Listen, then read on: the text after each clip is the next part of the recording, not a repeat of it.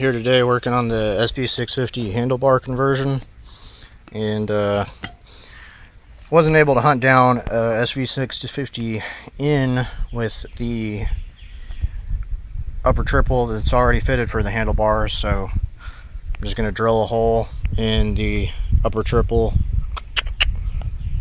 and use some pro taper dirt bike handlebar mounts with some Chinese fat bars and see how that goes. So here I have everything laid out in my very messy tool cart, but if you'll look closely, when you have some flexibility with where you want to drill the holes for the handlebar clamps, and hindsight's 2020, but I don't have eyeballs in my ass, so I thought it would be a little better to drill mine a little wide. That way the handlebar put a little less, torque back and forth in the center of the triple clamp, and it's causing some clearance issues. Looks like I can still get the nut on the back of it, but it's not pretty. And of course, when I go to put my washer here, like this one, okay, there's space for all that. That fits nicely. This one just doesn't really fit because there's shit in the way, and it's not a critical mistake at this point. I think it'll still work. Just gonna have to grind off one of the sides of the washers and then use an opened in wrench to snug everything up. It's not a super big deal, so let's go do that and see where we get. Another thing I had to do was get some bolts from Lowe's that were nice and short, because the ones for the dirt bike clamps are and have a nice round head with a flat spot. So I spent a lot of time on a grinder by hand replicating that profile so they'd slip down in there and fit all nice. Now we're done grinding on the washer here, and let's pop that down in there and see if we got something that'll work for us. Alright, cool. Now I did some grinding on our washer. Our washer's down in there, and I'm not sure whether the hex part of the bolt will fit flush, so I'm going to put the bolt on upside down with the nylon lock part facing this ways, and I'll probably put it on regular on this side just to increase my chances of this working and not killing me, since it is a motorcycle. Off-road use only. Don't ride it on the street like this. Cool. There we go. God, that's so much better than those shitty clip-ons. Not that, I don't know. I don't like clip-ons. I'm an old man. Kinda wasn't very comfortable leaning that forward. So now we got some nice Chinese bars with a label that says Pro Taper, so everybody thinks they're real. Good stuff.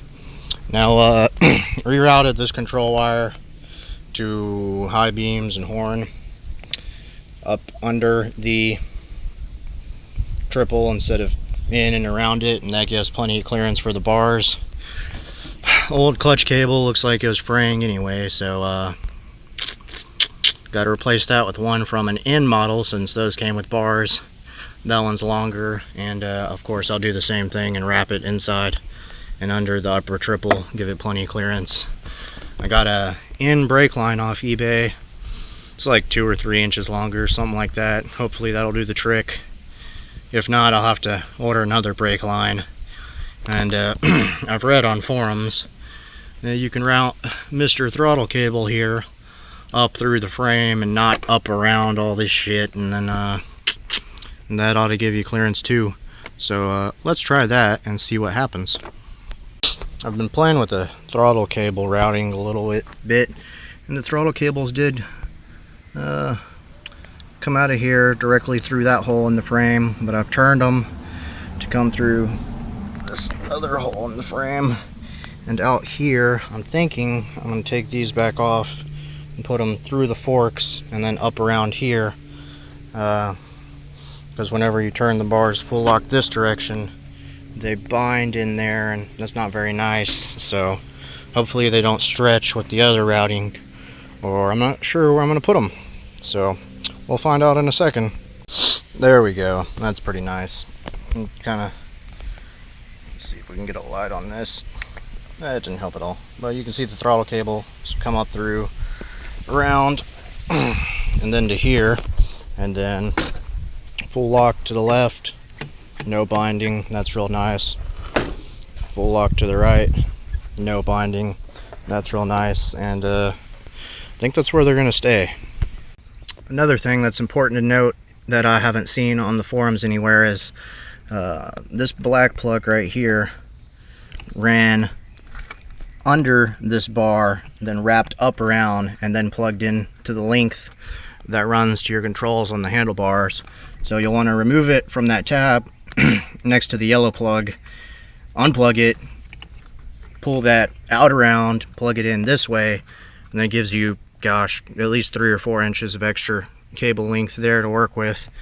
And as long as my brake line works out, this whole setup should be pretty legit.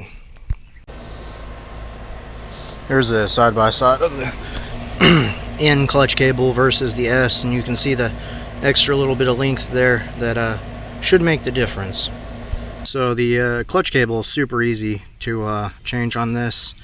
As soon as you get the what do you call that, sprocket cover off, you just take this loose at the adjuster and the cable slips right out there, and then you just route it up through the frame like the other one was, and you're in business.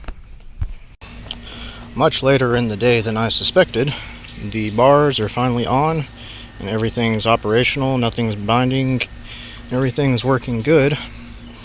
You can see the routing of the clutch cable there, goes down in, and these controls are routed through the frame there.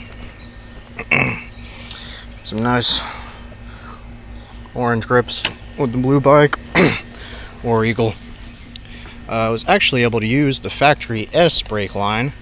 I just took it, routed it behind the fork, and it drops down through there, and it seems to be working pretty well. Nothing is binding or hitting. It's not the most elegant solution. I think the N brake line I have, once installed, will allow me to run that in the factory location instead of behind the bars, because when you turn the bars there, it almost squishes it. It doesn't quite, it hits the stop before it hits the brake line, and I rarely turn that far, so